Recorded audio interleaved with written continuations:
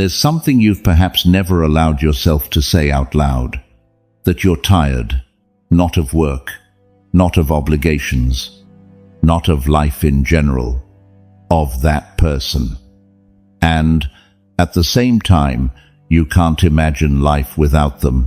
What you feel right now, that mix of exhaustion and attachment, of clarity and confusion, of knowing and not wanting to know, has a name. But before naming it, you have to look at it.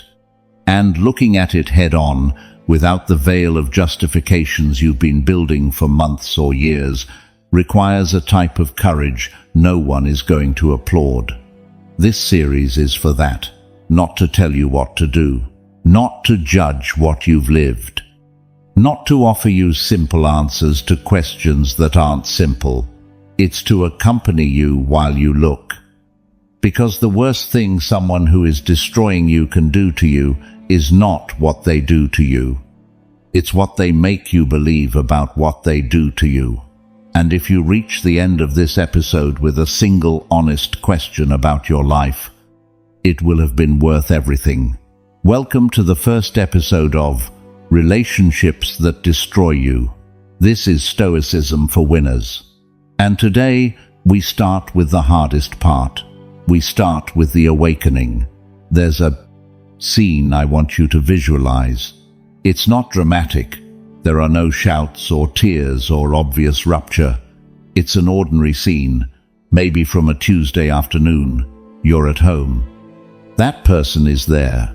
And suddenly, without apparent reason, without anything concrete having happened, you feel that familiar weight in your chest, that tension you already know by heart. That hypervigilance that activates something in you like radar, reading the environment, measuring the mood, calculating whether there's a storm or not. And in that moment, almost without thinking, you adjust.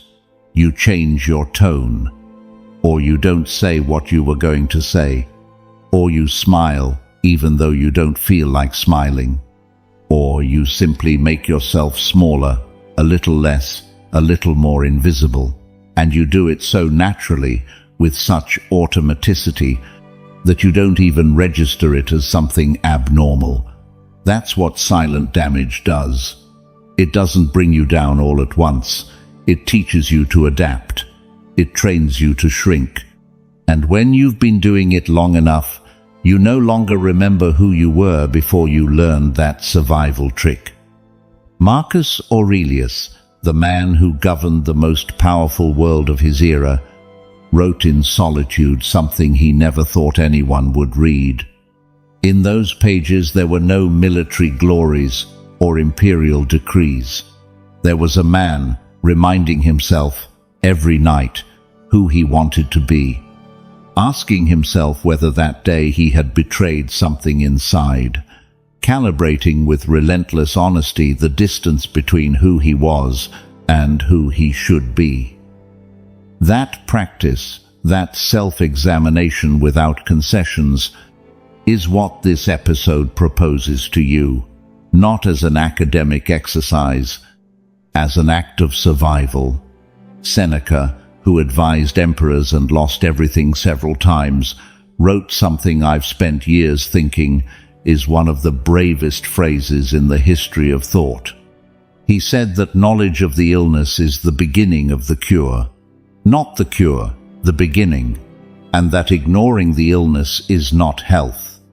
It's complicity with your own deterioration. Today, we begin to name the illness, not yours, the relationships. The phrase that accompanies this episode is simple. What you don't name, you can't change. But before we get into today's lessons, I want to ask you something. Think of a person in your life who, when you think of them, before remembering anything concrete, you feel something. A weight. A contraction. Something that doesn't have words yet, but that your body already recognizes. Do you have them? I'm not asking you to judge them. Not yet. Only to remember them. If that image is there, If that weight is familiar, if something in what you just heard resonated before you could tell yourself it doesn't apply to you, go to the comments right now and write only this: what you don't name, you can't change. You don't have to explain anything. You don't have to tell your story.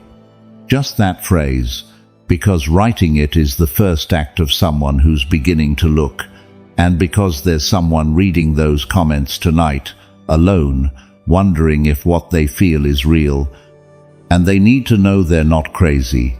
Go, write it, and when you come back, we continue. First Stoic lesson. Silent damage leaves no visible marks but destroys from within. There's a question the Stoics considered fundamental before evaluating any situation. What is actually happening, not what it seems. Not what we were told was happening.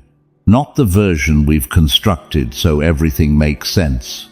What is actually happening beneath the words, behind the gestures, in the verifiable reality of the facts.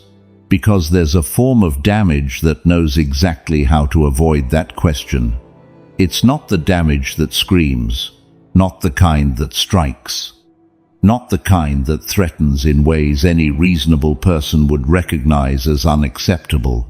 It's the damage that whispers, the kind that arrives as tone, as a look, as loaded silence, as a comment that could be interpreted two ways, and you always choose the one that hurts less because the other would mean having to act. The kind that operates in the gray zone where everything can be denied, where any complaint of yours can be met with, "You're exaggerating," or "That's not what I meant," or worse, with a silence that makes you feel the burden of proof is on you. Silent damage is intelligent. It knows that the absence of evidence is not evidence of absence. It knows that if there are no visible marks, the one who doubts is you.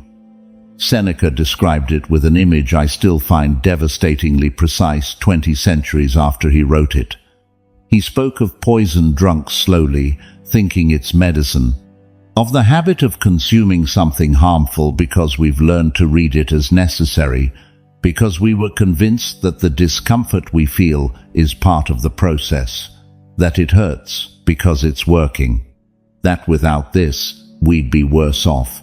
How many relationships survive on exactly that logic? Not because they give life, because they convince you that without them, there would be even less life. Think about this. How many times have you thought or said something like this? They have their issues, but they love me. Sometimes it's difficult, but deep down, they're a good person.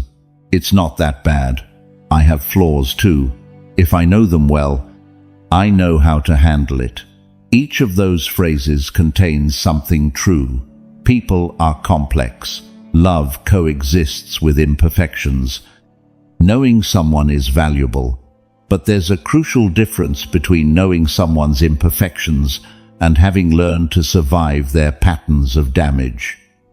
Between loving with your eyes open and loving with a blindfold, you put on yourself because seeing was too costly. Marcus Aurelius had a practice he called phantasia kataleptike, the comprehensive impression, the ability to see things as they are, without adding anything and without taking anything away. It was, for him, the most valuable skill a human being could cultivate. Not intelligence, not strength. The ability to see clearly, because you can't make wise decisions about what you don't see honestly. And here comes the hardest part of this first lesson. The clearest signal that damage is occurring, the most precise indicator that something is destroying from within, is not the pain you feel when the situation is obvious. It's the confusion you feel when the situation should be obvious. It's the fact that you constantly doubt your own perception, that you wonder if you're exaggerating, that you seek others' opinions to confirm what you already feel in your bones, because on their own, Your own perceptions no longer seem reliable to you. Epictetus taught that the most valuable thing we possess is not health or wealth or love. It's the faculty of judgment, what the Greeks called the hegemonikon, the inner command center, the ability to evaluate reality and respond to it from your own wisdom. When someone manages to make you distrust that faculty, they've stolen something no ordinary thief could take. They've stolen your compass, and without a compass, you can be in the middle of the damage and keep thinking you're the one who got lost. That's silent damage in its most devastating expression, not the wound. The erosion of the ability to recognize the wound. This lesson doesn't ask you to reach conclusions tonight. It asks you one single thing, that in the coming days, each time you think I'm exaggerating, or I'm too sensitive, or I shouldn't feel this, you stop for a moment before believing that version, and ask yourself, who taught me to distrust what I feel? Second Stoic lesson, if you're always the one apologizing, something is deeply wrong. There's a simple thought experiment the Stoics would have appreciated for its brutal clarity. Take the last 6 months of your relationship, not the good moments, not the moments where everything flows and you can believe this works and it was all worth it. The moments of conflict, the tensions, the arguments, the cold spells that settled into the house without anyone formally inviting them. Now, answer this without dressing up the answer. Who gave in first? Who sought peace? Who said the words that diffused the situation? Who carried the weight of restoring what had been broken? If the answer is almost always the same person, and that person is you, it's not that you're more mature, it's not that you're more generous, it's not that you have a greater ability to see your mistakes. It's that you're in a dynamic where your emotional well-being is conditioned on you always being the one who backs down first. Marcus Aurelius reflected on patterns. He said, "An isolated incident reveals little. A consistent pattern reveals everything." And there are few more revealing patterns in a relationship than the one of apologies. Because apologies are power, not in the corrosive sense of someone who uses them as a weapon. In the sense that the person who can genuinely ask for forgiveness, who can recognize their mistake and repair it, who can take that step of real humility, that person has something not everyone has. And when that capacity is systematically used in only one direction, you're not seeing emotional maturity. You're seeing a power asymmetry someone has learned to capitalize on. Seneca distinguished with precision something everyday language tends to blur. Genuine humility is born from seeing your real mistake and wanting to repair it. Forced submission is born from not being able to bear the consequences of not giving in. One comes from character. The other comes from fear. And the difference between the two is invisible from the outside because both produce the same observable result. But from the inside, the difference is absolute. When you ask yourself, with honesty, why you apologized that time, what do you answer? Did you genuinely see something you did wrong and want to repair it? Or had the silence become unbearable? Or was the tension exhausting your nervous system? Or did you know that if you didn't give in, there would be consequences you'd rather avoid? Or did you simply no longer have the energy to hold your position? If the most honest answer looks more like the second list than the first, your apologies are not acts of love. They're strategies of emotional survival. And that says nothing bad about you. It says something very specific about the environment that was built around you. An environment where giving in became safer than standing your ground, where apologizing became the most effective tool for recovering calm, where you learned that your truth has a cost you'd rather not pay. The Stoics had a principle they applied to almost everything. They preferred honest discomfort over false comfort. They preferred truth that hurts over a lie that temporarily soothes. A relationship that only works when you swallow what you really think, when you sacrifice your truth on the altar of domestic peace, is not a relationship that sustains you. It's a relationship that consumes you. And the consumption is gradual.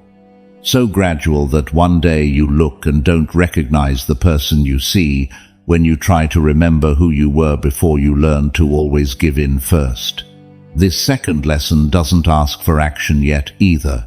It only asks that the next time you prepare to apologize, you pause for 10 seconds before speaking, and in those 10 seconds, ask yourself one thing. Am I apologizing because I'm sorry, or because I can't bear what happens if I don't? The answer is yours. But hearing it, even if only in silence, without anyone else knowing, is the second step of someone who's beginning to see. There's something the first two lessons together begin to build that neither can build alone. The first speaks of damage that can't be seen, of how the most effective poison is the kind taken thinking it's medicine, of how the clearest signal of damage is not the pain, but the confusion about whether the pain is real. The second speaks of the pattern, of the asymmetry that installs itself, so gradually it stops being perceived as asymmetry and begins to feel like the normal state of the relationship. Together, they begin to sketch something that people in these situations can rarely see from inside. That the damage is not an event, it's a climate. Climate is what you breathe every day without registering it, because it's the air that's there. You don't notice it until you go somewhere else, and the contrast shows you what you'd normalized. That's how relationships that destroy work, not with earthquakes, with climatic erosion. Water that seems to do nothing to stone for years, until one day the stone is no longer there. Marcus Aurelius was very clear about this when he wrote about the difficult people in his circle. He didn't deceive himself about the difficulty, but he also didn't allow himself to dramatize. He saw the pattern. He named it for himself. And from that clear naming, he decided how to respond. Not from denial, not from reactive pain, from clarity. That clarity is what this episode is building, lesson by lesson, not so you reach a conclusion tonight, so that when you leave here, you see a little better what you previously preferred not to look at, and that, seeing a little better, is already something no one can take from you. The next lessons go deeper, because silent damage has layers, and each layer we name is one that can no longer operate in the dark. There's something this first block needs to leave before closing, something that has to do with the tone of everything that follows in this series. This podcast is not here to tell you the person in your life is a monster. It's not here to simplify something that isn't simple. People who cause damage in relationships, in most cases, don't do it from conscious malice. They do it from their own unresolved pain, from their own learned patterns, from their own limitation in relating in healthier ways.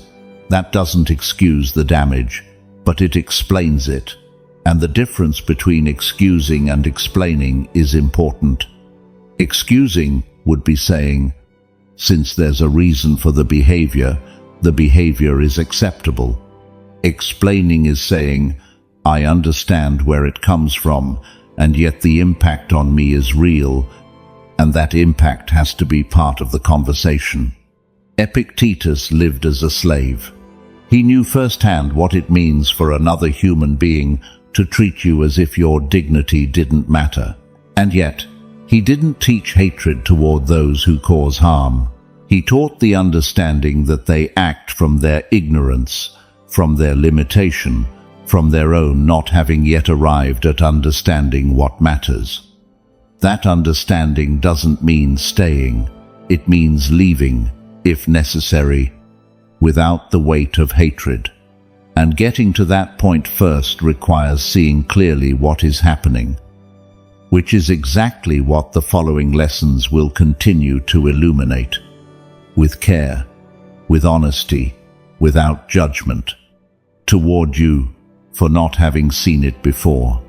Because not having seen it before is not a failure of yours. It's the nature of silent damage, and you're already beginning to see it.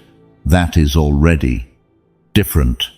I'm going to stay a moment longer on the first lesson because there's something I didn't say completely, and that deserves to be said. Silent damage has a characteristic that makes it especially difficult to name. It installs itself in the narrative you have about yourself. It doesn't only make you doubt what you perceive, it makes you build a version of yourself that includes that doubt as part of your identity. I've been called too sensitive since I was a kid, so I'm probably exaggerating now too.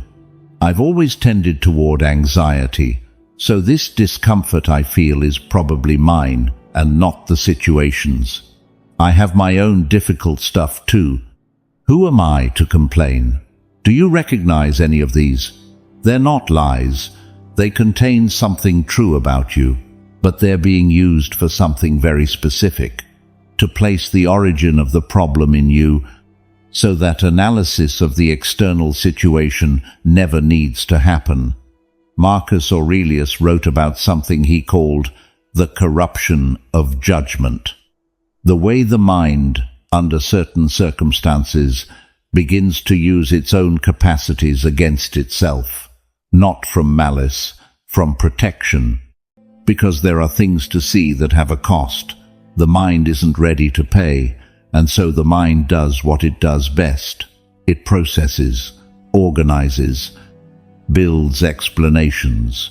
But this time, it builds them not to see reality, but to make reality bearable without having to change it. That's not a flaw of yours. It's a survival function. But recognizing it as such, distinguishing it from the real truth about you, is the work this first lesson inaugurates. Not all the discomfort you feel is yours. There are discomforts that are information about the situation, not about your limitations. And learning to distinguish between the two is perhaps the most important skill this episode can help you develop. The second lesson also deserves more space, because there's something about the pattern of apologies that goes beyond who gives in first in the conflict. It has to do with what happens before the conflict. There are people who learn to anticipate conflict so thoroughly that they modify their behavior before the other person has even expressed any complaint. They learn to self-censor, to self-regulate, to self-adjust preventively. They don't say what they think because they already know how it will be received. They don't do what they want to do because they've already calculated there will be consequences. They don't express what they feel because managing that expression consumes more energy than it's worth. And at some point, this constant anticipation becomes so automatic, it's no longer registered as suppression. It's registered simply as being reasonable, as not looking for unnecessary problems, as being a mature person who doesn't need to express every thought or feeling. But there's an enormous difference between choosing not to express something because you've evaluated it's not worth it, and silencing yourself because the cost of expressing it is too high. The first comes from freedom, the second from fear. And when most of your silences come from fear, you're not a reasonable person who knows how to keep things to themselves. You're a person who has learned that existing fully has a price they can't afford. Seneca had a phrase that goes straight to this. He said that life without freedom of expression is not worth living, not in the political sense, in the most intimate and personal sense. The life where you can't think out loud, where you can't be seen without adjusting to the other's expectations, where your real presence has been replaced by a version of yourself that is safe to show. That life, however comfortable on the surface, however much it avoids conflict, has something missing at the center. You, the complete you, the one who has opinions that may not be liked, who feels things that aren't always convenient, who sometimes is wrong and sometimes is right, and needs to be able to distinguish between the two without the judgment always coming from outside. That complete you is what a healthy relationship receives, the one that says, "Come as you are, not as you have to be for this to work."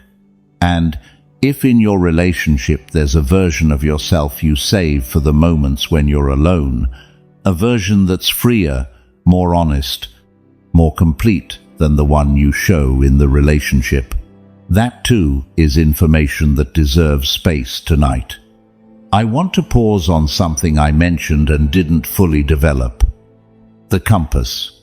When Epictetus spoke of the hegemonikon, the inner command center, he wasn't speaking of something abstract. He was speaking of the concrete, practical ability to evaluate what's happening around you and make decisions from your own values, your own wisdom, your own sense of what is right and what isn't. That compass, under normal conditions, works almost automatically. Something happens, you evaluate it, you decide how to respond. You trust that your evaluation has value. But when someone has been systematically questioning that evaluation, when every time you say this isn't right, you hear that you're exaggerating, when every time you express a concern, the response is that the problem is in your interpretation and not in reality, the compass begins to malfunction. Not because the compass is defective, but because someone has been installing interference. And when a compass with interference tells you something is wrong, and simultaneously there's a voice telling you the compass isn't working right, what do you believe? That's the trick question of relationships that erode your own judgment. If you trust your perception, they tell you you're too sensitive. If you don't trust your perception, you lose the only tool you have to orient yourself. It's a position with no apparent exit. And yet, there is an exit. It's the one this episode begins to trace. Not by blindly trusting your perception without examining it, but by restoring to that perception the place it deserves in the process of evaluating what's happening. Your perceptions are not absolute truths. Nobody's are. But they are real information that deserves to be included in the analysis, not automatically discarded, not replaced by the other person's version of what's happening, included with the same weight as any other available information. That's recovering the compass. Not all at once. Gradually, starting by giving it the benefit of the doubt you've been denying it for a long time. There's something more about the pattern of apologies I want to name, because it has to do with something that happens much deeper than the dynamics of conflicts. It has to do with guilt, not the guilt that appears after a specific conflict. The guilt that installs itself as a baseline state. There are people who live in a permanent state of feeling guilty without being able to point to exactly what for. A diffuse, floating guilt, not anchored in any concrete fact, but always present. The feeling that they're failing at something, that they should be doing more or differently, that the other's discomfort is in some measure their responsibility, that if they were better people, everything would work differently. That chronic guilt is one of the most common results of living in a relationship where the direction of reproach is always the same. It doesn't require explicit accusations. Chronic guilt can install itself simply through the atmosphere of the relationship, through certain looks, through certain silences, through the way the other's discomfort always seems to need you as explanation or solution. And when you've spent enough time feeling responsible for someone else's emotional state, that responsibility begins to feel like fact. As if it were really true that what the other feels depends on what you do or don't do. The Stoics had a very clear principle about this. Each person is responsible for their own emotions, not because the outside world has prosody, no impact. It does. But because the judgment about that impact, the way it's interpreted and responded to, belongs to whoever experiences it. You are not the source of another adult's emotional state. You can contribute to it, positively or negatively. But you are not its origin or its sole solution. When someone has convinced you that their discomfort is your responsibility to resolve, they've placed you in a position no human being can sustain without breaking, because another person's emotional states are not under your control. And living, feeling responsible for something you can't control, is an inexhaustible source of exhaustion and bottomless guilt. That too is part of the silent damage. And naming it, even though tonight it changes nothing externally, is already the beginning of something. There's something this episode needs to say with all the clarity it's capable of. Nothing we describe here defines who you are as a person. Having been in a relationship that hurts you says nothing permanent or definitive about your value, your intelligence, your ability to judge well. What it says is that you're human.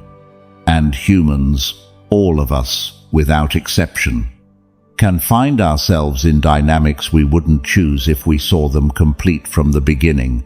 Because these dynamics don't show themselves complete from the beginning. They're built little by little, step by step. Each step so small that in the moment it doesn't seem significant. The first moment you gave up something you didn't want to give up didn't seem like the start of a pattern. It was just that moment. The first moment you ignored what you felt to avoid a conflict didn't seem like the beginning of a habit. It was just that moment. The first moment you put the other's needs before your own in a way that cost you something real didn't seem like the start of a direction. It was just that moment. But moments accumulate, and accumulation produces direction. And direction, sustained over time, produces the place where you are now. And being in that place is not a failure of yours. It's the result of a series of moments that were each understandable on their own. What you can do, what this episode tries to help you do, is see the accumulation, see the direction, see the place where the sum of all those understandable moments has brought you. And from that vision, more complete than the one you had at the beginning of this episode, begin to ask yourself what you want the direction of the next moments to be. That's all that's being asked for now. Not a plan, not a decision, not a dramatic change, just the question, what do I want to be different? That question, asked with honesty in the silence that follows this episode, is already the work. And the work, as the Stoics always knew, begins where you are. Not where you wish you were, where you are with what you have. Now, third Stoic lesson. True love doesn't make you feel like you're never enough. I want to talk to you about something you've perhaps never been able to say out loud. The fatigue of trying. Not physical fatigue, though that comes too. The fatigue of always being in demonstration mode, of always being in the process of deserving, of living in a relationship where you feel there's a standard that moves just when you're about to reach it. You deliver more, and the expectation grows. You improve in something, and another area of insufficiency appears. There's a good period, and instead of enjoying it, you're waiting for it to end, because you already learned that good periods are pauses between evaluations, not signs that you've arrived somewhere safe. That has a name. It's not love, it's endless conditionality. And the difference between the two is one of the most important that exists in the territory of human relationships. Epictetus was born a slave. They deliberately broke his leg to show him that his body didn't belong to him. And yet, this man who literally had nothing external that was his, taught something about dignity that remains true after 20 centuries, that no human being has the right to make another feel unworthy. Dignity is not a privilege earned by meeting someone else's standards. It's an inherent condition. It's there before you do anything, before you prove anything, before you deserve anything according to anyone's judgment. When a relationship turns your dignity into something you have to constantly earn, something fundamental has been inverted. Marcus Aurelius had a phrase that appears several times in his meditations, with slight variations, as if he needed to remind himself from different angles. The idea that we should not seek the approval of those who don't deserve to approve, that the value of our actions doesn't depend on external applause, that living dependent on others' judgment is a form of voluntary slavery. And he wrote that about political enemies, about competitors, about people with obvious agendas. How much harder to apply that principle when the person whose approval you seek is someone you love. Because love makes that person's judgment matter in a way no one else's does. Makes their approval feel like nourishment, and their disapproval like hunger. And that is exactly the vulnerability that permanent insufficiency exploits.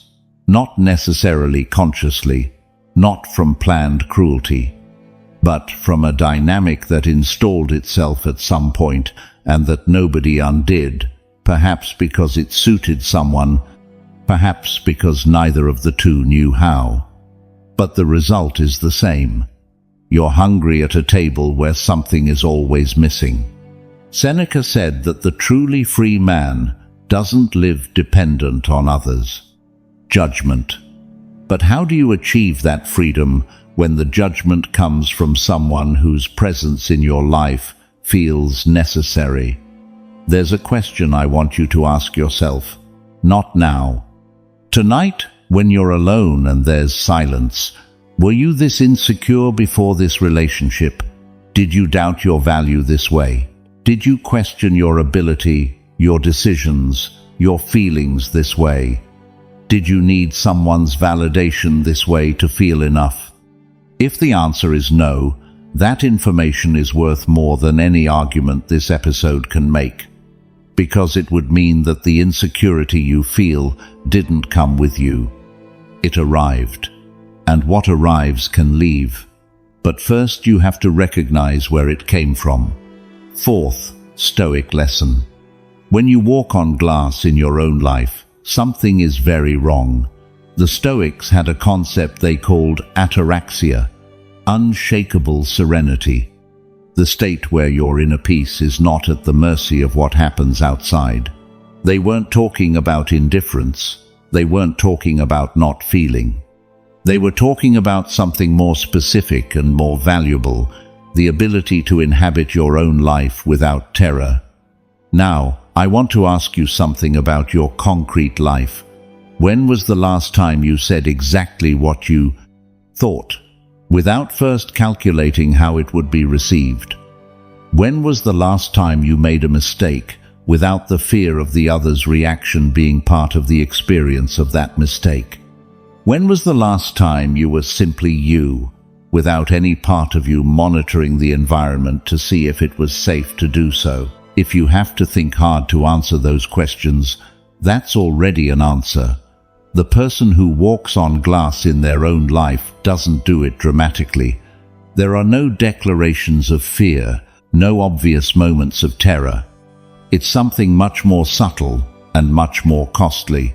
It's the permanent vigilance that becomes continuous background, the radar that never turns off, the constant reading of micro-expressions, tones, silences, to anticipate the other's emotional climate and adjust your behavior before the storm arrives. And the most exhausting thing of all is that this happens so automatically, so integrated into routine, that you stopped perceiving it as something abnormal long ago. It's like city noise for someone who lives in it. You no longer hear it, but your nervous system keeps processing it.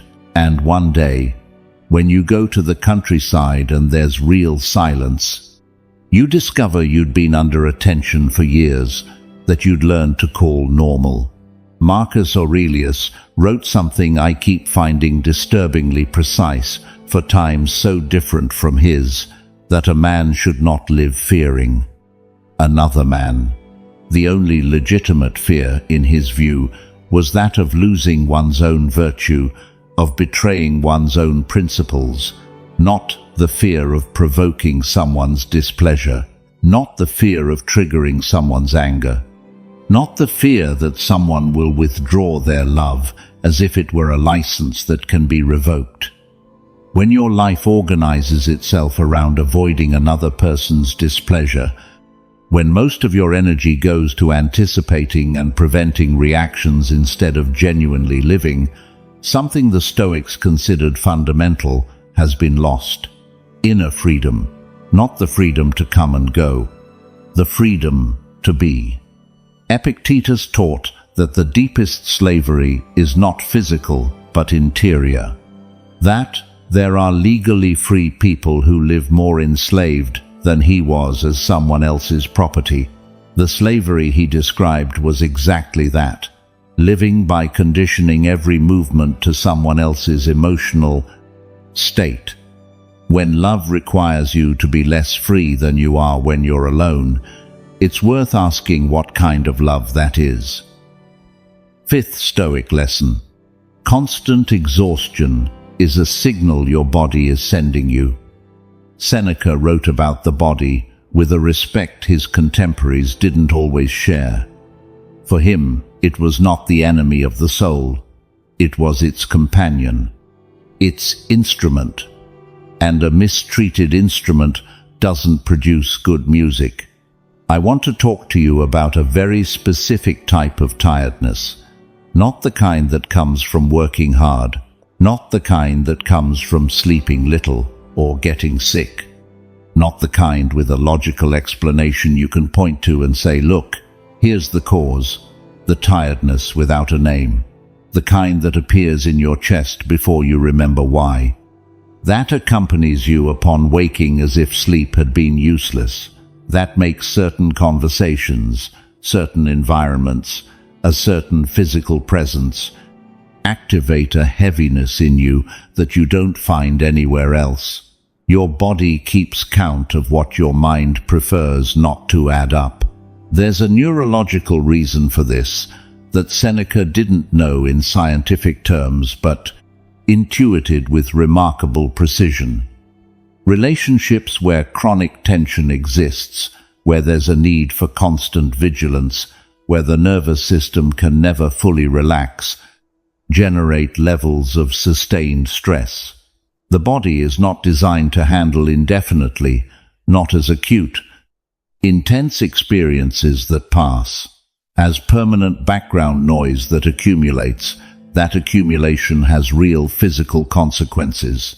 Insomnia, pains doctors can't explain, exhaustion that doesn't go away with rest, anxiety that appears without a visible trigger because the trigger has been present so long The system no longer distinguishes it from the baseline state.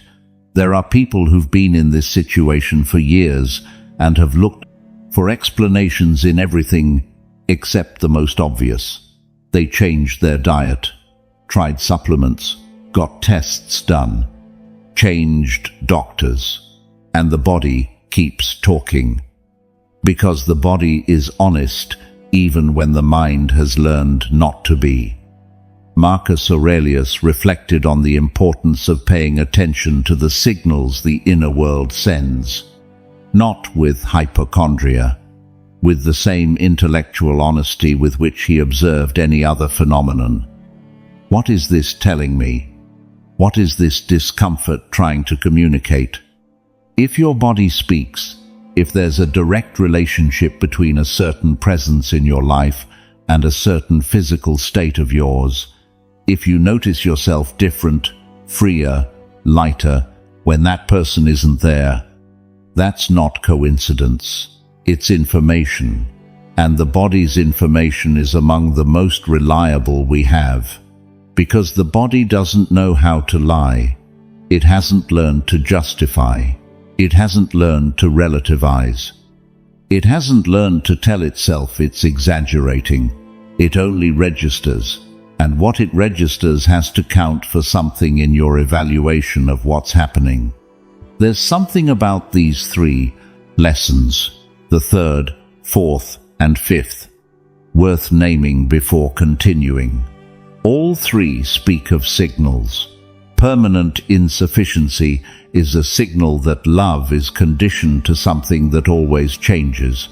Walking on glass is a signal that inner freedom is compromised.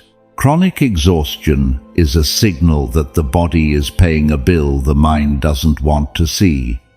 None of these signals alone is sufficient for a diagnosis. Relationships are complex.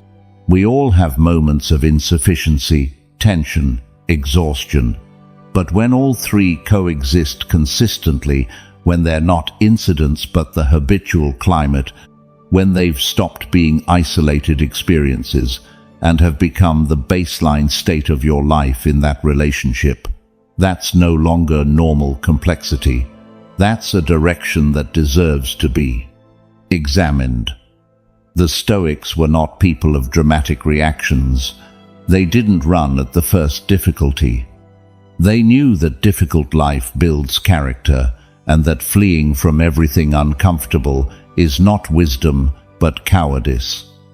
But they also knew how to distinguish between the difficulty that makes you grow and the deterioration that destroys you, between the fire that tempers and the fire that consumes. The question these three lessons leave, and that I don't expect you to answer tonight, is this: is what you're living tempering you or consuming you? Don't answer quickly. That question deserves time, and silence, and honesty with yourself without anyone else listening. The third lesson has a blind spot I want to illuminate. There are people who hear the never enough part and think it doesn't apply to them because there are no explicit criticisms, because the person in their life doesn't openly say they're failing, because there are no phrases like "you're a failure" or "you're worthless." The impossible standard isn't always expressed in words. Sometimes it's expressed in indifference, in the way your own achievements are received with neutral silence, while the others are celebrated with enthusiasm, in the way your efforts are acknowledged without real emotion, as if they were the minimum expected and not something that deserves to be seen. Sometimes it's expressed in comparison, not necessarily open, but present, the allusion to how someone else would do it. The example mentioned in passing that functions as a reminder that there are better ways to do what you do. Sometimes it's expressed in selective enthusiasm, in how some versions of you receive warmth and recognition and others produce distance or coldness, and you quickly learn which of your versions is well received and which is not. And then, without anyone explicitly asking, you begin to show only the approved versions. That too is feeling enough, only under conditions. And the freedom to be complete, to show yourself with your contradictions and your shadows and your uncertainties, without it changing the warmth you receive. That's what unconditional love produces. When was the last time you showed a version of yourself that wasn't the best one, and the result was more closeness instead of more distance? If you have to think hard, that too is information. The fourth lesson, walking on glass, has a dimension rarely named. The cost isn't just the exhaustion of the constant state of alert. It's what that state of alert does to your relationship with yourself. When you've spent enough time reading someone else's environment to anticipate how to be, you lose practice in reading yourself. Your radar points permanently outward and inward, where it should be reading what you need, what you want, how you are. There's a growing zone of silence. People who've lived for years in that external hypervigilance describe something that sometimes seems surprising from outside, but has perfect internal logic. That they no longer know what they want. That when someone asks them what they prefer, what they like, what does them good, there's a long and genuine pause of not knowing. Because the muscle of listening to yourself atrophies when it's not used, and it's not used when all the energy goes to listening to someone else. Marcus Aurelius wrote to recover that contact with himself, not because it was an abstract spiritual exercise, because he was the ruler of the world and could spend weeks responding to others' needs without anyone asking what he needed. The journal was the way to become his own interlocutor again. When was the last time you were genuinely your own interlocutor? When was the last time your own questions had space before someone else's questions? The fifth lesson, exhaustion, has something more to add. There are people who've lived so long in that state of chronic exhaustion, they no longer recognize anything else. The body with that background tension feels like their normal state. The absence of that tension, when it occurs, on vacation away, during periods of separation, in moments where the relationship is on pause, produces something sometimes described as strange, as too calm, as if something were missing. And that discomfort with well-being is one of the most precise symptoms of a nervous system that has learned to function in a state of emergency and no longer knows what to do with calm. Not because calm is bad, because the nervous system doesn't recognize it as an available state and interprets it as the absence of something familiar. That's not weakness. It's adaptation. But it's an adaptation with an extremely high price that deserves to be named for what it is, not your natural state. A learned state in response to an environment that gives you no rest. And learned states, unlike nature, can change when the environment changes. That's important, not as a promise of easy solution, as a reminder that what you feel is not permanent. It's contextual, and context can shift. There's something about the third lesson I want to develop because it touches the most painful territory of everything this episode covers. Love used as leverage. There are relationships where love is not simply love. It's also a management tool, not in a necessarily conscious or malicious way, sometimes in a completely automatic way, learned in previous relationships, reproduced without the person doing it even knowing they're doing it. But the result is the same, regardless of intent. Love is withdrawn when the other doesn't behave as expected. Warmth disappears when there's a disagreement. Closeness becomes distance as a response to something you did or said. And you learn, as every living being learns before a stimulus that repeats, that affection is conditioned to certain behaviors.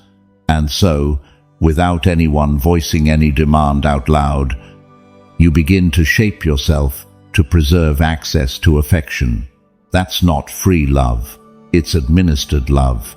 And living in administered love for long enough produces something that goes far beyond the exhaustion of always trying to be enough.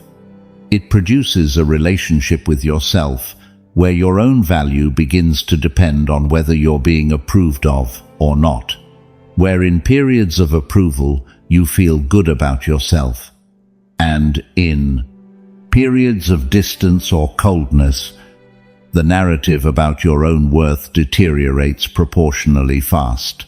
That's what the Stoics would identify as loss of inner freedom in its most complete form. When your experience of yourself depends on another person's past of time, emotional state toward you, you're no longer the author of your own inner world. You're its reflection. And a reflection doesn't have a life of its own. It only returns what it receives. Marcus Aurelius worked for years to build a source of value that didn't depend on external recognition. Not because he was indifferent to others, but because he knew that any value that comes from outside can be taken from outside. And value that can be taken is not true value. It's a loan. Real value, the kind no one can take because it doesn't live in what someone thinks of you, but in what you know about yourself, that requires active, conscious building. And that building is difficult or impossible when you live in an environment that constantly questions the foundation of that value. The fourth lesson about walking on glass has a dimension that goes beyond the individual relationship. What you learn in one relationship, you carry to all the others. The state of constant vigilance you develop to survive in a difficult relationship doesn't automatically deactivate in other contexts. There are people who leave relationships that hurt them and discover, with bewilderment, that they keep walking on glass in situations where there is no glass, that they read micro-expressions of co-workers who have no negative agenda, that they anticipate conflicts in friendships that have no conflict, that they prepare for reactions that don't come because the new environment doesn't operate that way. The alert system learned in a situation of real threat keeps functioning even though the threat is no longer there. That's not a defect. It's the memory of the body and nervous system doing their job of protection. But in the context of this episode, which talks about what's happening now while it's still happening, that information serves something specific. To see that the state you live in within this relationship is not natural, it's learned. And because it's learned, it can be unlearned when conditions change. What you feel now doesn't have to be forever. It has to do with where you are now.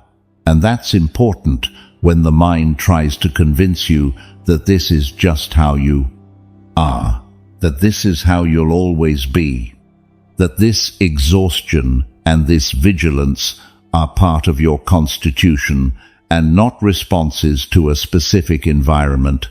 They're not, they're responses. And responses change when what activates them changes. There's something about the fifth lesson, the body's exhaustion, that connects with the two most basic principles of Stoic thought on the relationship between inner world and outer world. The Stoics said that nothing external can damage the soul without the soul permitting it. And at the same time, they recognize that living in certain environments makes that permission much harder to deny. They're not contradictory. The soul has the capacity for resistance. That's real. But that resistance has limits.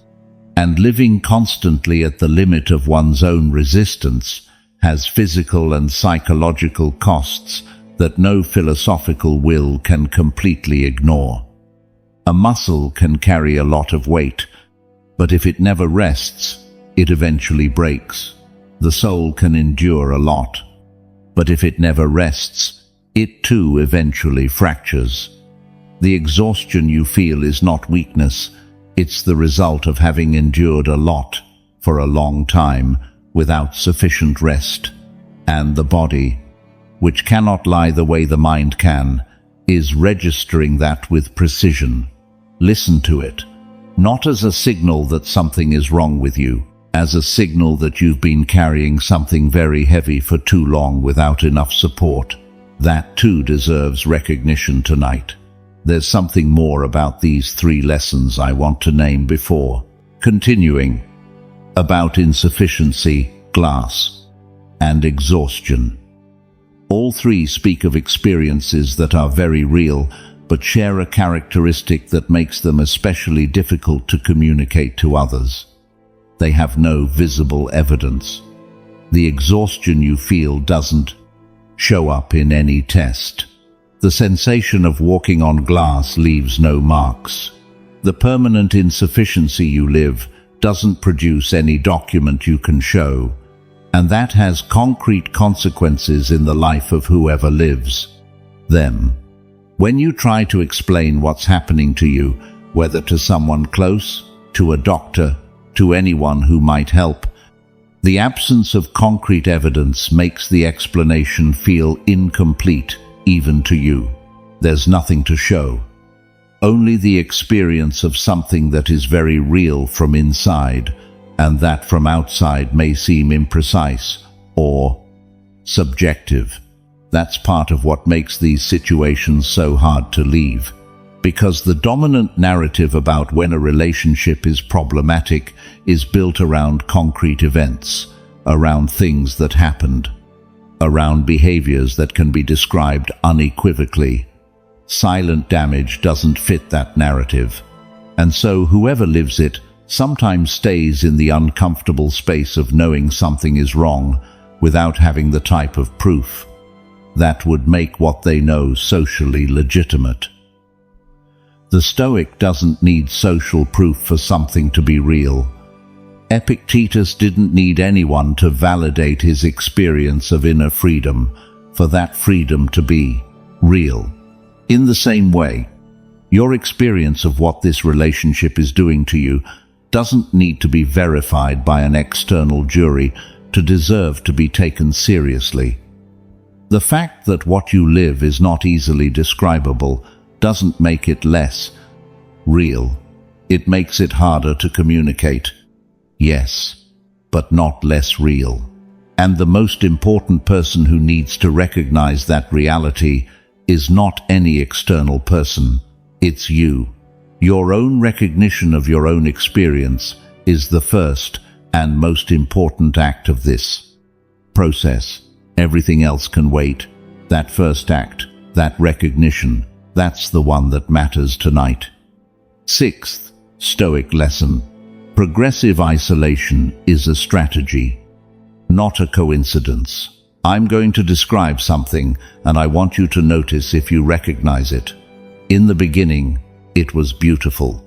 They wanted to be with you all the time. It was so intense, so exclusive, so different from any previous relationship.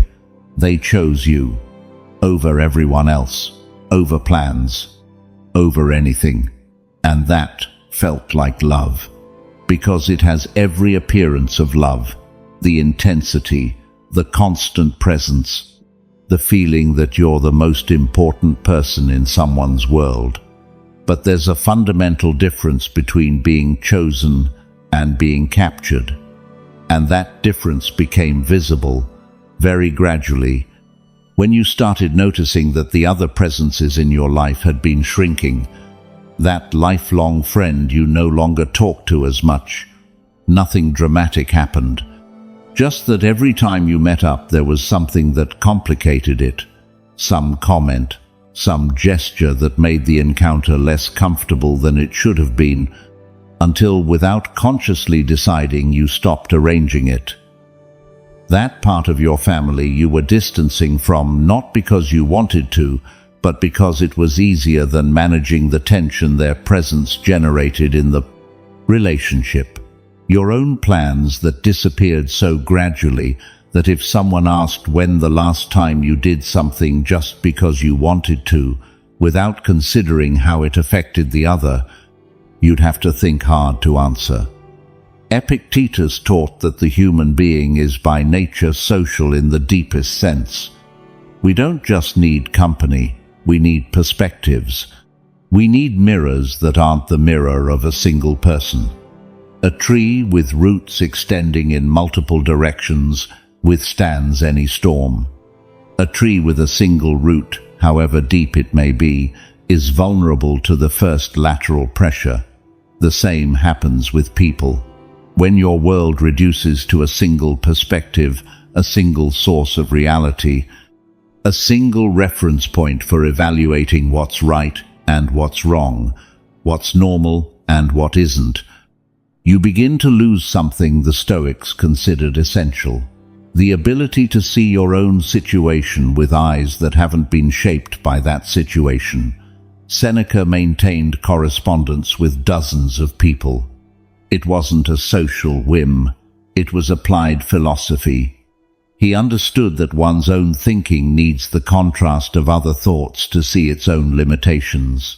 He wrote that a true friend is someone before whom you can think out loud.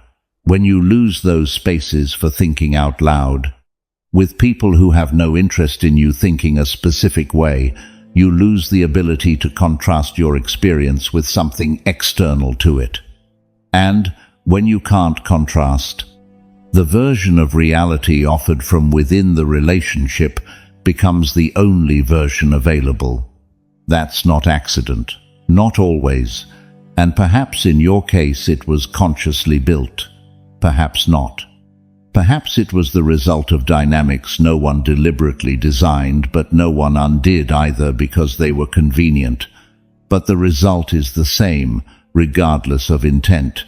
You're alone with a single voice, and that voice is telling you a story about yourself that perhaps deserves to be compared with other versions, with the one held by those who knew you before, with the one held by those who see you without the filter of that relationship.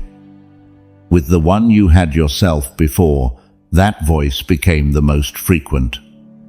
This lesson doesn't ask you to denounce anyone.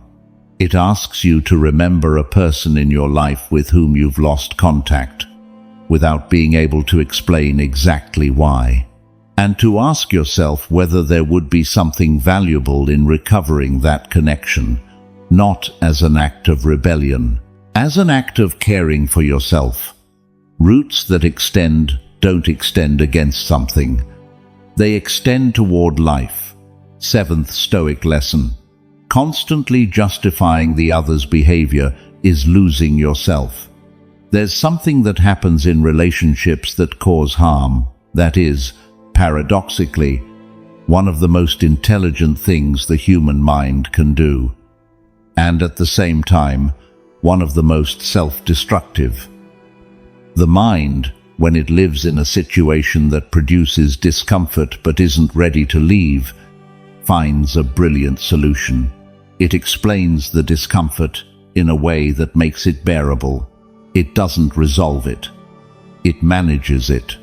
And it manages it by building a system of explanations that turns the unacceptable into understandable, the harmful into justifiable, the unnecessary into inevitable. Listen and see if you recognize any of these. It's just that they had a very difficult childhood. It's just that they're under a lot of pressure at work. It's just that they don't know how to express their emotions any other way. Deep down, they love me. They just don't know how to show it. I provoke them sometimes too. I'm not perfect. Each of those phrases contains something true. Difficult childhood stories leave real marks. Work stress affects relationships. There are people with genuine difficulties expressing affection. Love exists in people who don't know how to show it. And none of us is perfect in our relationships. All of that is true.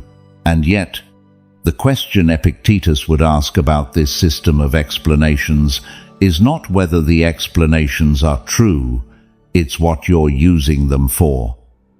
Because there are two completely different uses of understanding toward the other.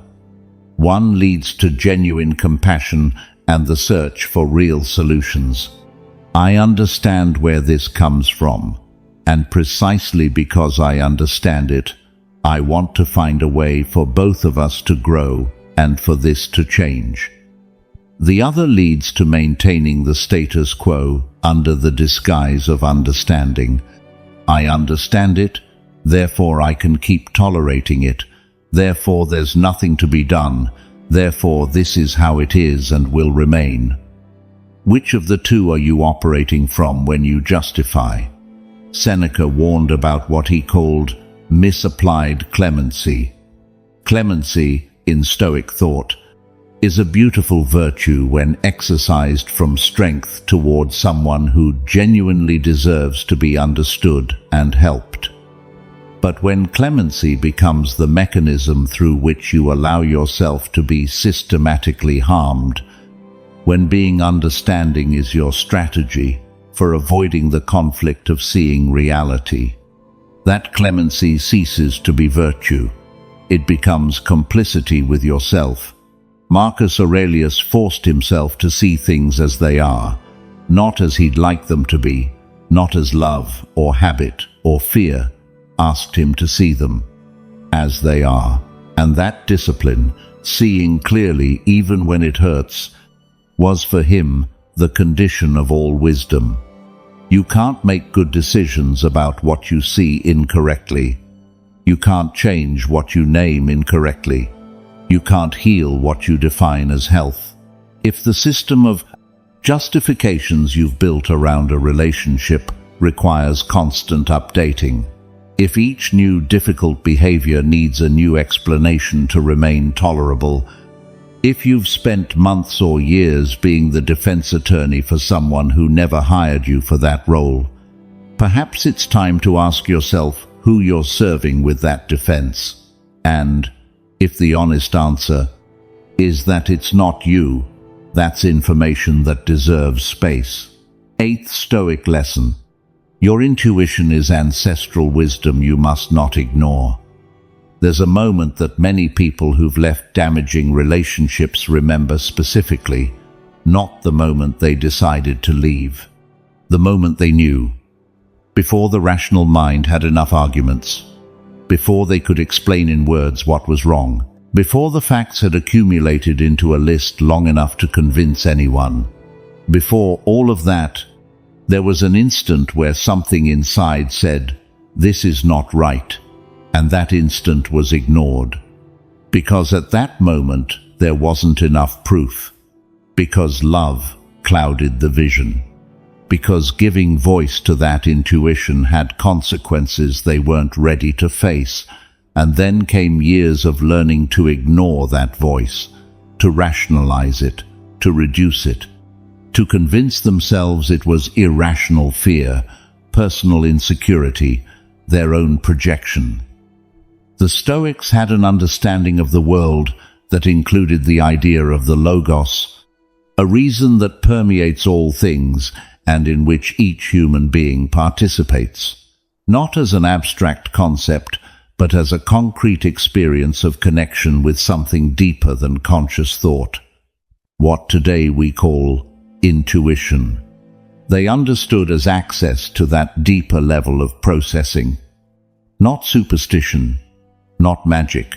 Information processing the brain performs outside of consciousness, and that reaches the surface as sensation before arriving as articulated thought. Intuition detects patterns before conscious thought has organized them, feels the incongruence between words and behavior before you can describe it. registers the subtle shift in a situation's energy before you have concrete evidence of what changed. In relationships that cause harm, intuition is usually the first to know and the last to be heard, because listening to it means acting, and acting has a cost we're often not ready to pay, so we silence it. We call it anxiety. We attribute it to our own unresolved issues. We dismiss it as exaggeration, and so the oldest and most reliable alarm we have is deactivated precisely when we need it most. Seneca wrote that we must learn to listen to ourselves at every layer, not just the thoughts we can articulate, but also those subtler signals that precede them. Marcus Aurelius practiced the evening examination precisely to recover the signals he'd ignored during the day.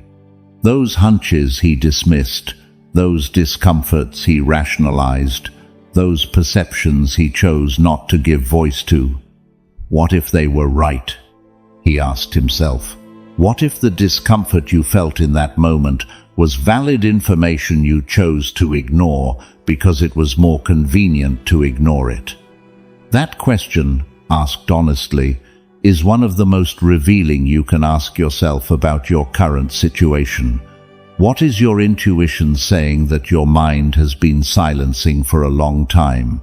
I'm not asking you to follow it blindly, only to listen to it, to give it the space you've been denying it, to allow yourself to ask, what would be true if what I feel were real information and not exaggeration? The answer that arrives from that place, without the censorship of rationalization, without the filter of fear of consequences, without the revision of love that wants everything to be fine, that answer deserves to be heard, at least once, at least tonight. There's something these three lessons, the 6th, 7th, and 8th, build together that none can build alone. A map of the system. Isolation reduces external reference points. Justifications reduce the clarity of internal judgment. And the silencing of intuition turns off the deepest alarm. When all three operate together, the person inhabiting that relationship lives in a kind of chamber where every orientation mechanism has been gradually disconnected, without external mirrors reflecting reality, without clear judgment that can evaluate one's own experience, without the body's oldest signal saying, there is danger here. That doesn't happen overnight. It happens slowly, so slowly that at no point is there a dramatic before and after. Only a series of small adjustments that in retrospect draw a very clear direction. The Stoics had a principle for situations like this. Before acting, before deciding, before doing anything irreversible, first, see clearly. And to see clearly, sometimes first you have to recognize that you've been a long time without seeing. That's what this episode is trying to do. Not to give you complete clarity tonight, only to return to you the possibility that it can arrive. And that possibility, small but real, is among the most valuable things this moment can offer you. The 6th lesson has more to say about isolation. There's a form of isolation that's especially subtle because it doesn't operate on external relationships, but on the relationship with yourself. It doesn't just distance you from friends and family. It distances you from the parts of yourself those people would have kept activating if they'd remained present. The friend with whom you shared that specific humor that only arises in certain contexts. The family member who knows you from before and who reminds you who you were when you hadn't yet learned to shrink. The activity you did just because you liked it, and that gradually disappeared because it was time not spent in service of the relationship. When those things disappear, you don't just lose the things themselves, you lose the parts of you those things activated, and at some point, you become someone smaller than you were, not because you've changed profoundly, but because your life circumstances stopped having space for certain versions of you. Seneca wrote something about friendship that resonates with particular force in this context. That a friend is someone before whom you can be what you truly are, without editing anything. And that the absence of that space, no matter how much company you have, is a form of deep solitude.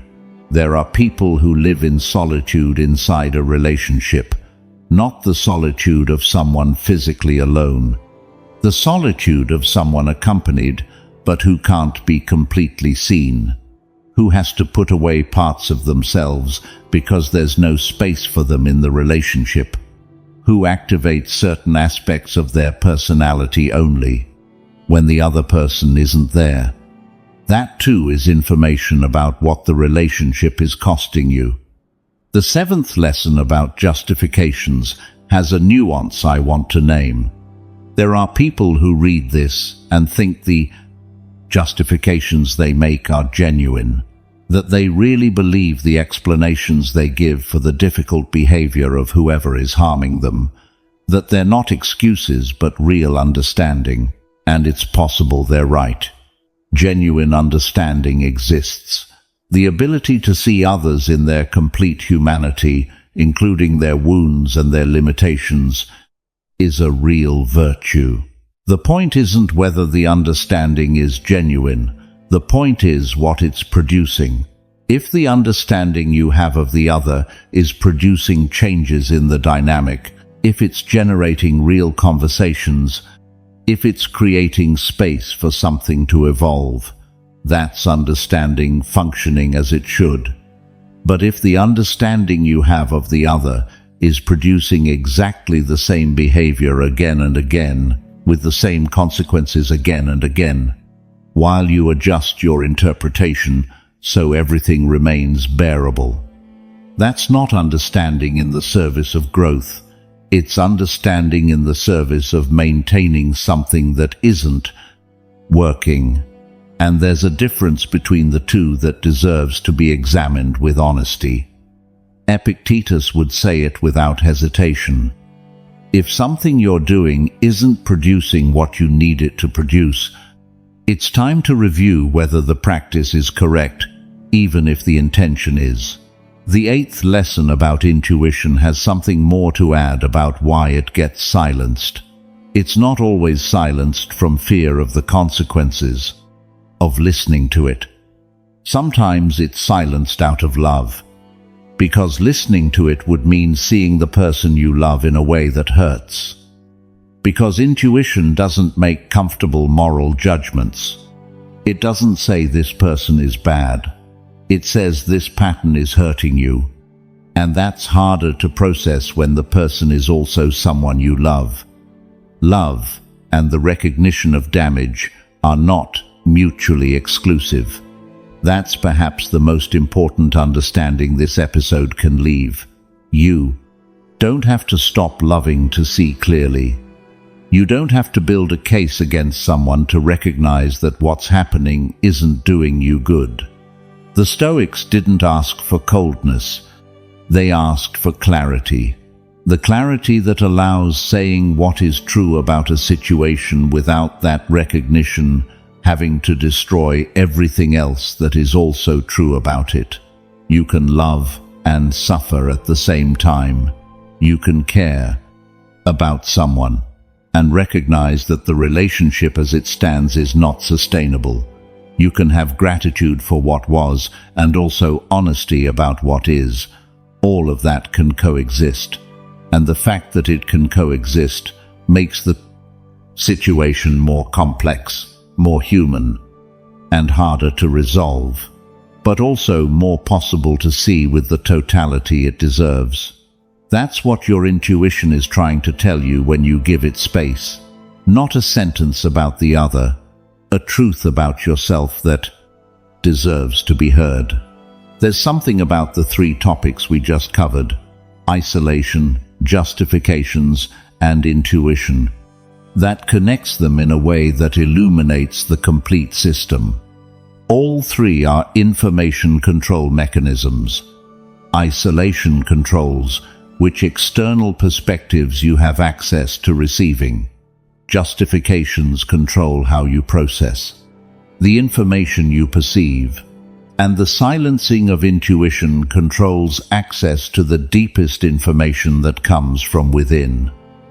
When all three operate together, the image you have of your own situation is a heavily filtered image, filtered by the absence of external voices that could contrast it, filtered by the system of explanations that makes it bearable, filtered by the distrust toward your own internal signals. The Stoics would have called this a corruption of the source of judgment, not because someone deliberately designed it to deceive you, but because the system was built piece by piece, so gradually that at no point was there an obvious decision to close any of those doors, and yet the doors are closed. The question these three lessons together open, and that I don't expect you to answer tonight, is this: what would you see of your situation if all those doors were open? If you had full access to the external perspectives that are missing? If you could see your experience without the filter of justifications? If you could hear your intuition without the censorship of fear or love? That version of the information, the unfiltered one, the one that exists even though you don't have complete access to it right now, is the one that deserves to be the starting point of any future decision. Not today, but soon. The sixth lesson about isolation has an aspect rarely named because it's uncomfortable from both sides. Sometimes isolation happens with the involuntary participation of the people who love you. Not because they consciously allow it, but because at some point, tired of seeing what was happening and not being able to do anything, they withdrew. The friend who for a time tried to point out what they saw from outside, who perhaps did it clumsily or at the wrong moment, and who, faced with your defense of the other, with your justification of what was concerning them, decided to respect your decision even if they didn't agree with it. And so, paradoxically, your defense of the relationship was what finished isolating you from the perspective that would have served you most. That's not your fault. It's the dynamic that puts the person inside in the position of defending what's destroying them. Because abandoning that defense would mean facing something they're not yet ready to face. Seneca understood that there are moments when others' wisdom is unbearable to us, not because it's incorrect, but because it arrives before we're ready to receive it. Premature wisdom produces rejection, not because it's false, because it hurts before we've built the capacity to bear that pain. If there are people in your life who distance themselves because they tried to tell you something you couldn't hear yet, that doesn't mean they were right about everything or that their words were perfect. But perhaps it means there's something in what they said that deserves to be revisited now, from this distance, with what you know today that you didn't know then. The seventh lesson about justifications has more to say about the specific moment when justifications are built. Justifications aren't built when everything is fine. They're built in the moment immediately after something that hurts. And that moment, that instant of fresh pain, is exactly when the capacity to evaluate clearly is most compromised. Because pain activates defense mechanisms, and one of the fastest defense mechanisms the mind has is exactly that. The explanation that turns pain into something understandable and therefore more bearable. It hurts because they're tired. It hurts because they had a bad day. It hurts because deep down they love me, even though they don't know how to show it. It hurts because I also contributed to this situation. All those explanations are built in seconds before the pain has been able to be processed as information. And what happens next is that the pain is stored somewhere without having been fully recognized, and the explanation that covers it remains, episode after episode, layer upon layer, until there's an architecture of explanations so elaborate it becomes almost impossible to see beneath it what's really there. The Stoics practiced something that could help here: the deliberate separation between the event and the judgment. First, the event alone, without the explanation. What exactly happened? What was said, done, omitted? Just the facts, without the interpretation that makes them more manageable. And then, only after having recognized the event as such, the questions about context, intention, circumstances. That order matters, because if context arrives before the event has been fully recognized, the event is never really recognized. It's contextualized out of existence. The 8th lesson about intuition has a final aspect I want to name. Intuition doesn't only say when something is wrong, it also says when something is right. And there are people who've been so long ignoring the alarm signal, they've also lost access to the well-being signal. They no longer know how to recognize when they're truly well.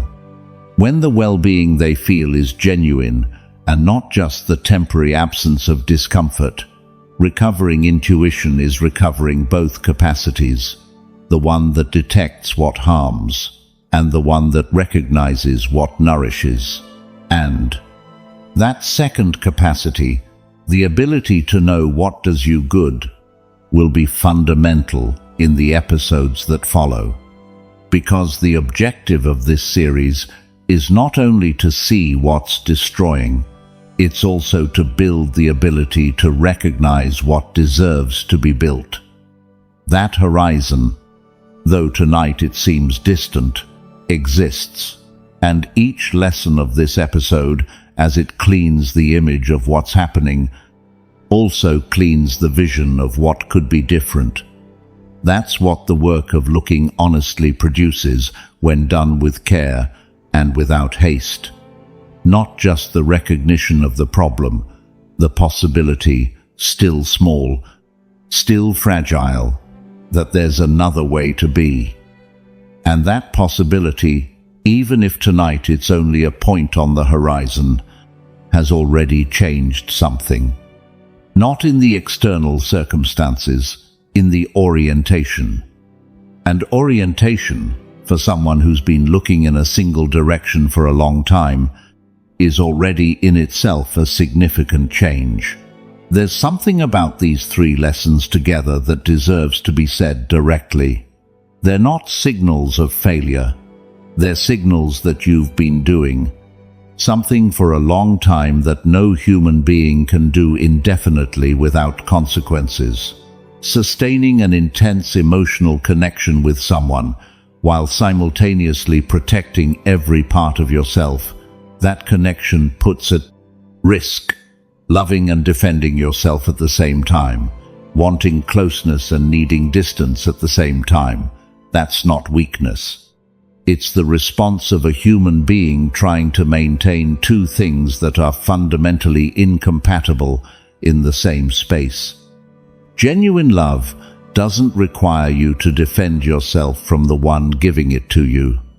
It doesn't require you to filter what you show, to anticipate reactions, to calculate when it's safe to be yourself. Genuine love doesn't ask for that constant vigilance because it doesn't generate the threat the vigilance is designed to manage. And the fact that in your relationship, those 2 things, love and self-defense, are active at the same time, is not a signal that something is wrong with your ability to love. It's a signal that something in the environment surrounding that relationship activates in you the need to protect yourself. That distinction is important. You're not a person who loves badly. You're a person who's loving under conditions that make it hard to do well. And recognizing that, without turning it into an accusation toward the other or a judgment toward yourself, is exactly the type of clarity this episode tries to produce. The clarity that allows seeing what's there without the pain of seeing it, removing the possibility of deciding what to do with it from a freer place. That's the beginning of the process. And this episode is the beginning of the beginning. The road has more to travel, and we'll travel it. There's something more about the 8th lesson, intuition, that connects with the experience of many people who listen to this type of content. Intuition doesn't always arrive as a clear voice. Sometimes it arrives as an image. The moment you see someone in a situation similar to yours and feel something you can't easily name. A mix of recognition and something like pain.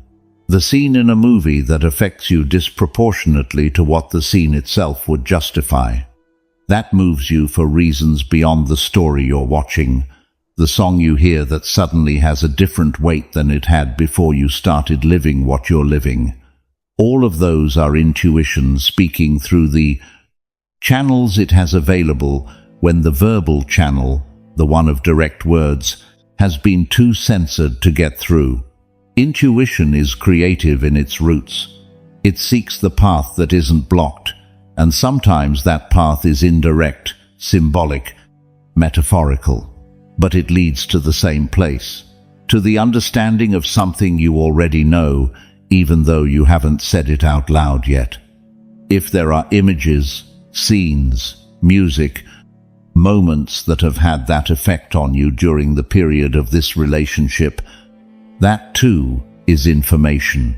Your intuition seeking channels, your inner wisdom finding ways to reach you even though the direct door is closed.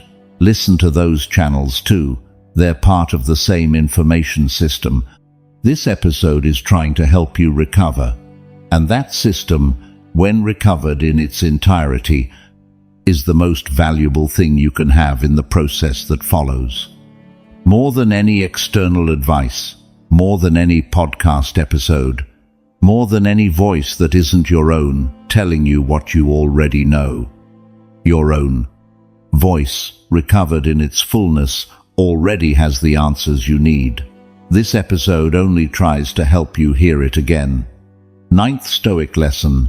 The comparison between who you were before and who you are now reveals everything. There's an exercise Epictetus proposed to his students that, in the context of this episode, becomes perhaps the most revealing of all. It doesn't require leaving home, doesn't require talking to anyone, doesn't require making any decision. It only requires honest memory. Think of yourself 3 years ago, or 5, or however many are necessary to go before. Before this relationship, or before the relationship reached the point where it is today. What was your energy like when you woke up? Not some days. On average, what was your relationship with yourself like? Did you like yourself? Did you trust your judgment? Did you feel capable of the things you tried? What were your friendships like? Did you have people with whom you laughed spontaneously, without calculating anything? What was your relationship with your own projects like? Did you have things that excited you that didn't depend on any other person to exist? How did you sleep? What was silence like when you were alone? Was it comfortable, or did it have that texture of emptiness that anxiety produces? Now look at who you are today. Not in the good moments, not when the relationship is going through one of its pauses of calm. On average, in the baseline state, in who you are on an ordinary Tuesday when nothing special is happening in either direction. Is there more or less than there was before? Healthy relationships expand, not dramatically or as a guarantee, but the general direction is toward more. More security, more energy available for other things, more openness to the world, more confidence in one's own ability to navigate life. Relationships that destroy contract. Also gradually. Also without a dramatic moment where everything changes. Just the silent accumulation of less energy, less confidence, less world, less you. Seneca asked himself each night questions that didn't admit comforting answers. What did I do today that brings me closer to who I want to be? What did I do that takes me further away? Is there any part of me that was smaller today than yesterday? This discipline of honesty toward oneself was, for him, the most important philosophical practice of all. Not reading texts, not grand declarations about virtue. The self-examination without concessions that allows seeing the real trajectory of one's own life. Marcus Aurelius applied it with a relentlessness that's almost uncomfortable when you read it. He didn't allow himself the comforting narrative. He didn't tell himself a version of himself more pleasant than the real one. That same honesty I propose to you now, not to reach dramatic conclusions tonight, to have a clear image of the before and the now. Because if the comparison shows a consistent direction toward less, that direction has to matter more than any isolated good moment. The narrative of love offers as evidence that everything is fine. Good moments in a relationship that destroys are real, but they're moments. Direction is what matters. And if the direction is toward less you, that information can no longer be ignored. 10th Stoic lesson. Recognizing the damage is the first act of freedom. You're reaching the end of this episode, and before closing, I want to tell you something that has nothing to do with Stoic philosophy. It has to do with what it means to have listened to this all the way here. Not everyone could have. There are people who would have turned this off within 5 minutes because it was too close to something they're not ready to look at. There are people who would have listened to it completely disconnected, like someone hearing about someone else's problem. There are people who would have arrived here with their heart closed. The fact that you're still listening says something. I don't know exactly what's happening in your life. I don't know the details of your situation. I can't know how much of what was said today applies and how much doesn't. But if something resonated, if some signal felt familiar, if some moment of this episode produced that uncomfortable recognition of, I know this, even though I'd rather not know it, that recognition is not a sentence. It's the first act of freedom. The Stoics understood that true freedom doesn't begin when you change external circumstances. It begins when you clearly see the circumstances you're in. Because you can only change what you see. You can only choose regarding what you recognize.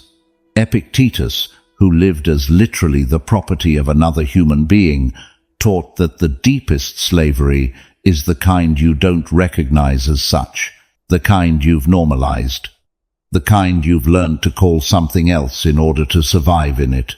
The moment you name it correctly, even if you do nothing more that night, even if you stay in the same place, even if you don't yet know what to do, that moment changes something, because you can no longer not know. And not knowing can no longer be used as an excuse for not choosing. This episode doesn't have the power to change your situation. No podcast has that power. Only you do. But if you've made it here, you already know something you previously preferred not to know. And that knowledge, however small it may seem tonight, is the foundation of everything that can come after. Seneca wrote, that knowledge of the illness is the beginning of the cure. Marcus Aurelius added that truth, even when it hurts, is always preferable to comfortable illusion. And Epictetus, from the experience of someone who lost everything except his mind, said that the capacity to choose, even in the most difficult circumstances, is the only thing no one can take from you. If someone is destroying you, now you know. Or at least, now you have a possibility of knowing that you didn't have before. What you do with that is completely yours. And that freedom, even though right now it hurts more than it comforts, is exactly what real beginnings are made of. Let's briefly walk through the 10 signals we named today. Silent damage that leaves no visible marks, but destroys from within. The pattern of apologies that always flow in a single direction. Love that turns sufficiency into something you never finish reaching. The hypervigilance that makes your own life a minefield. The exhaustion the body registers when the mind prefers not to. C. Progressive isolation that reduces your world to a single perspective. The justifications you build to make the unacceptable seem reasonable. The intuition you silenced because listening to it had a cost. The comparison between who you were and who you are today, that shows a direction. And the recognition, this recognition right now, as the first step towards something different. 10 signals. Not for you to check off the ones that apply and get a score, for you to let them exist in you tonight without rushing to any conclusion. Conclusions have their time. Tonight is for looking. Before this closes, there's something I want to ask of you. Not that you decide anything. Not that you act tonight on anything. Only that if there's someone in your life you haven't spoken honestly with in a long time, a friend, a family member, someone who knew you before and whom you miss without being able to tell yourself exactly why. Consider writing to them this week, without an agenda, without having to explain anything, without it having to be a grand declaration, just reopening a window that was gradually closing. That's the first move of someone who's beginning to take care of themselves. Next week we continue. There's something in your life you're perhaps not seeing yet, something behind the damage, something that feeds it, and that no one in your circle is willing to name directly. The profile of the one who drains, not as a clinical diagnosis, as a map. The map of behaviors you'll recognize in the next episode, and that, once seen, cannot be unseen. If something today moved you, the next episode goes even deeper. What you don't name you can't change, and you've already started naming. The 9th lesson needs something more, because there are people who will do that exercise of comparing the before and now, and the answer that arrives won't be clear. Not because there's no difference, but because the difference isn't completely in one direction. There are things they gain too.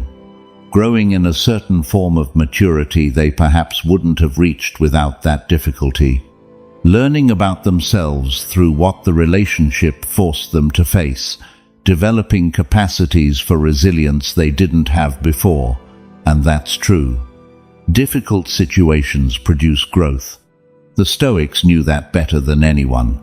But there's a difference between the growth produced by a difficult situation that also has love, care, and respect as its foundation, and the growth you produce on your own, despite the relationship, using the relationship's difficulty as material because you have no other.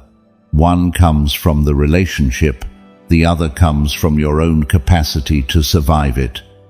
And confusing the two, attributing to the relationship the growth that came from your own resistance to what the relationship was doing to you, is one of the most common ways people stay in situations that aren't good for them. The most useful question at this point is not, have I grown in this relationship? It's, have I grown with this relationship or in spite of it? Because if the honest answer is the latter, the credit for that growth is yours, not the relationship's. And that means you could keep growing, perhaps more easily, under different conditions. The 10th lesson, recognition as the first act of freedom, has more to say about what happens after this episode. Because there are people who hear something like this and feel they're now obligated to do something drastic immediately. They're not. Recognition doesn't obligate any specific action. There are moments when the correct action is exactly to let what was recognized settle, to give it time, not to rush it with decisions made from the emotional activation of the moment of revelation. The Stoics distinguished between impulse and chosen action. Impulse arrives fast, charged with energy, with the feeling that you must act now. Chosen action comes after, when the impulse has been processed, and what remains is the clarity that doesn't depend on the moment's emotional energy to sustain itself. If what you heard today resonated in an important way, you don't have to do anything tonight other than allow it to exist without rushing to resolve it. Let the information settle. Let the questions live in you without needing immediate answers. Allow clarity to emerge from a calmer place than the one produced by hearing something that directly touches a wound. The freedom this episode describes is not the freedom to act impulsively, it's the freedom to see, and seeing doesn't immediately require doing. It first requires being honest about what is seen. That's enough to start. There's something more about this episode I want to name before closing. This is the first of 12. And the first of 12 is always the most uncomfortable, not because it's the hardest in content, but because it's the one that opens the door. And opening a door that's been closed for a long time, even if what's behind it is necessary information, always produces something like vertigo. It's fine if what you feel right now is confusion, resistance, or that specific discomfort of wanting what you heard not to be as recognizable as it was. All of that is valid. All of that is part of the process of seeing. The episodes that follow will build, with care, the complete map. Today we named the signals. Next week we'll see the profile of whoever produces those signals, not as a monster, but as a human being with a very specific pattern that has a name, and that, once seen, cannot be unseen. After that will come the deeper questions, the ones about why you chose this, the ones about what part of you found something in this dynamic that somehow felt familiar, and after that, the ones that point forward.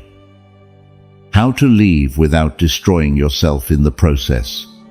How to set boundaries when the boundary may cost something you fear losing. How to rebuild what was eroded. How to distinguish next time between love that expands and love that contracts. 12 episodes, one path, yours. If something today moved you, come back next week. Not because this podcast is indispensable, but because there's something in you that deserves to keep looking, and that something, that capacity to look honestly at your own life, is already in itself a form of freedom no relationship can take from you. What you don't name, you can't change. You've already started naming. That matters more than you imagine tonight. The 9th lesson. The comparison between before and now has a point that complicates the image in a way that deserves honesty. There are people who do that exercise and the before they remember wasn't perfect either. Maybe before this relationship there was also insecurity. Also moments of confusion about their own value. Also difficult relationships of another kind or voids. This relationship came to fill in some way. And so the comparison exercise produces something more ambiguous than a clear answer. That too is valid information. It doesn't mean what's happening now is fine, because before wasn't all fine either. It means that part of the attraction to this relationship, part of what made the dynamic install itself, may have roots in something prior to it. The Stoics would have added something important here, not to produce guilt, but to complete the picture. Sometimes we seek in relationships what we learned to seek in earlier environments. And if what we learned to seek in earlier environments included hard-to-get validation, conditional love, the feeling of having to earn affection, then a relationship that reproduces those dynamics can feel, at some very deep level, like something familiar, not pleasant, familiar. And the familiar, even if painful, has a pull the unknown doesn't have. That doesn't turn the situation into your fault. It turns it into something more complex than simply the result of the other's actions. It turns it into something that also has roots in your history, in your way of building bonds, in what you learned about love before you could consciously choose which models to follow. That understanding, when it arrives at the right moment, doesn't produce shame. It produces self-compassion. And self-compassion is, paradoxically, one of the most powerful tools for beginning to change what you want to change. Because it's very hard to care for yourself from judgment. From compassion, it becomes considerably more possible. There's something final about recognition that deserves to be said before this episode closes. The Stoics differentiated between two types of knowledge. Intellectual knowledge, the kind you understand when you hear it or read it, that produces a sensation of momentary clarity, but doesn't necessarily change anything in the practice of your life. And experiential knowledge, the kind that integrates into the way you live, that gradually modifies your responses, that slowly transforms the way you relate to reality. The first type is easier to obtain. A single listen can produce it. The second requires time, practice, and the willingness to return to the same questions repeatedly until they stop being questions and become part of how you see. What this episode can offer today is of the first type. A momentary clarity, a recognition that arrives in the moment of listening, but that can evaporate if not nourished. What can become the second type is the work of the weeks and months that follow. Returning to these ideas when life puts them to the far test. Applying them in the specific moments where the dynamic we described operates with the most force. Asking yourself, in the instant of discomfort, what of what we heard today illuminates what's happening now?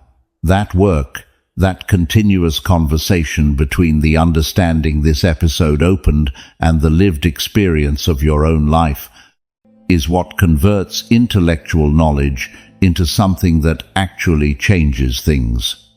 No one can do that work for you, but this episode can be the starting point of that work.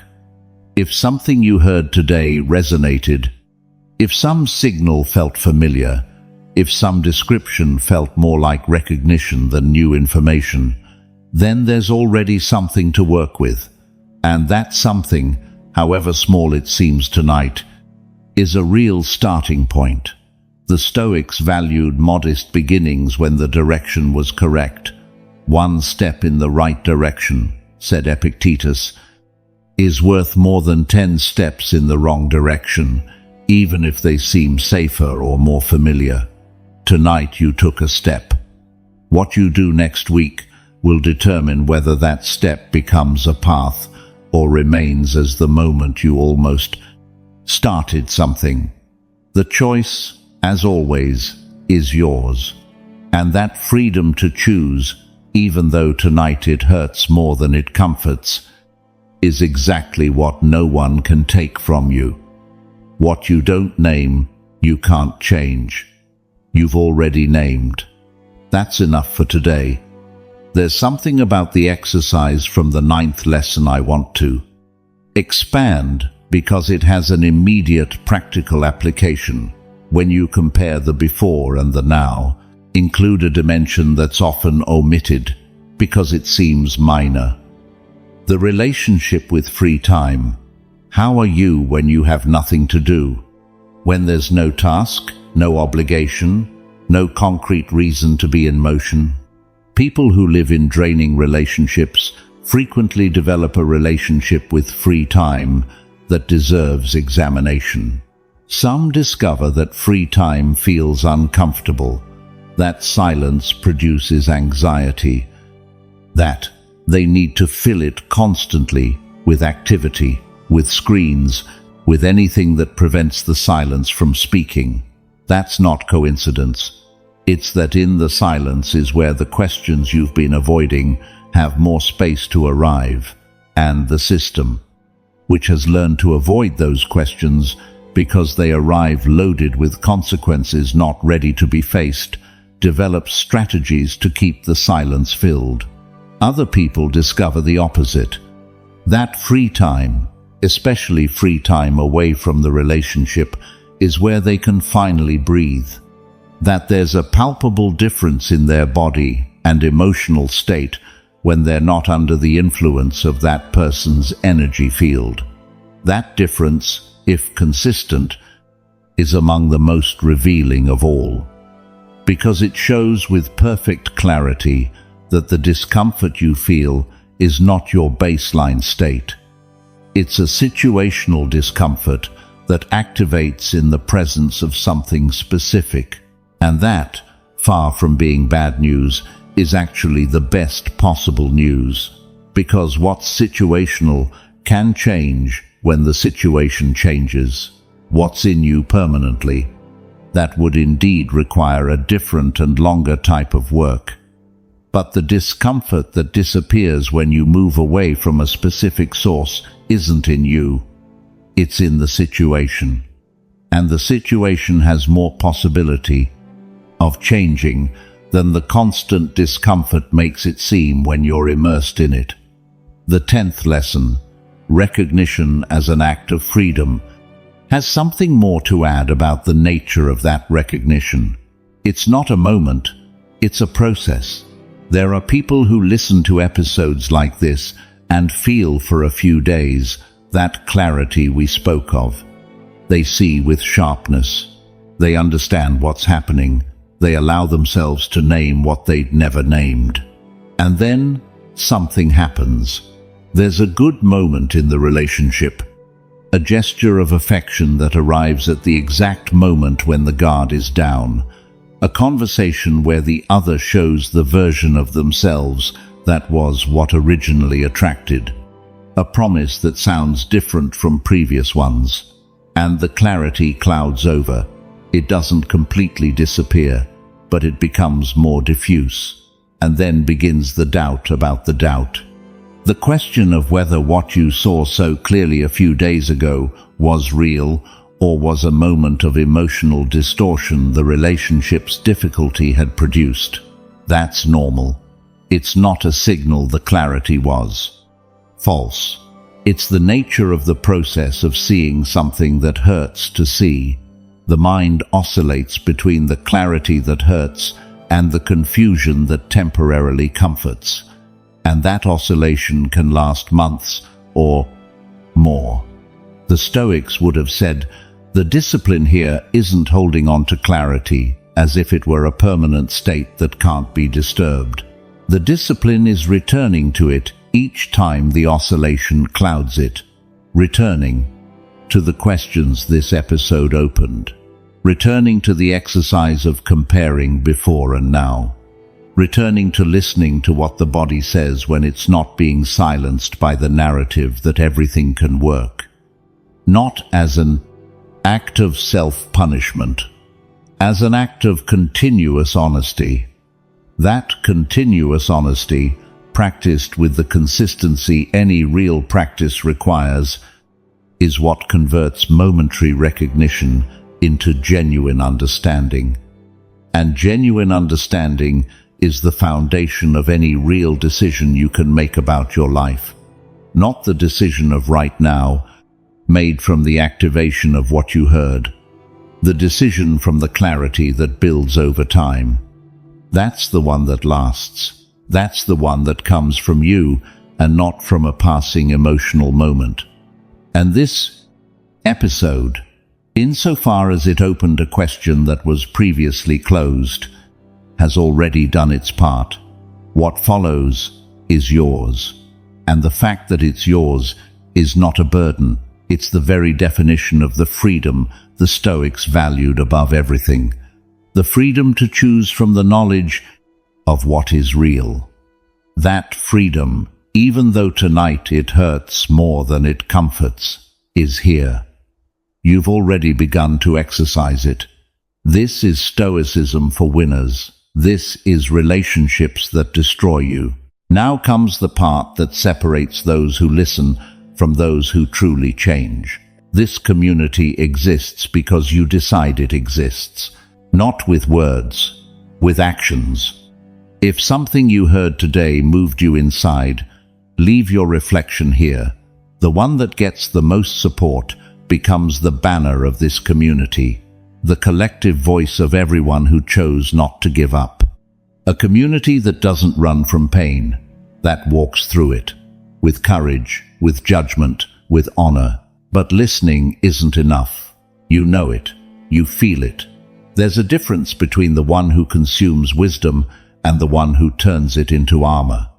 That's why we created the Stoic Code. 2 principles forged over millennia by the most powerful minds in history. It's not just another book. It's a manual of psychological warfare against your own weaknesses.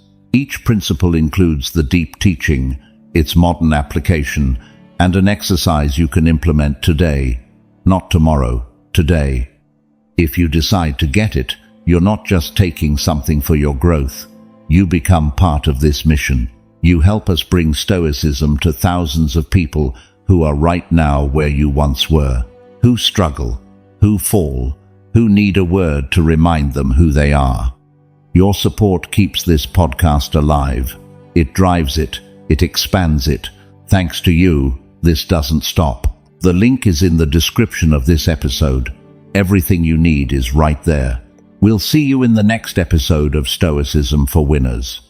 Every Monday, Wednesday, and Friday, without fail. Stoic sessions designed to be with you when life gets heavy, when staying calm is hard, when you need someone to remind you who you are before you forget it yourself. Follow us.